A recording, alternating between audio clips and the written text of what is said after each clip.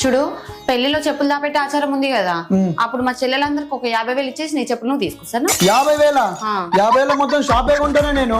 వద్దు, చెప్పులు వద్దే మొద్దు, వాళ్ళని ఉంచుకోమని చెప్పు. సరే మరి చెప్పు లేకుండా మండపం నుంచి ఇంటికి రావాల్సి వస్తుంది. నువ్వు చెప్పు లేకుండా రావడం ఎందుకు? పెళ్ళైనాక ఎట్లా టెంపుల్కి వెళ్తాం కదా, అక్కడ అంతమంది చెప్పులు ఉంటాయి, దాంట్లో ఏదో చూసి వేసుకుని వచ్చేస్తా, దాంట్లో ఏముంది. చీచి, ఎంత చీప్ గా మాట్లాడుతున్నావు, ఇంత కంజూస్ ఏంట్రా నువ్వు? కంజూస్ అంటే గుర్తొచ్చింది, మన పెళ్లిలో నేను రెంటెడ్ షేర్వాణి వేసుకుంటున్నా.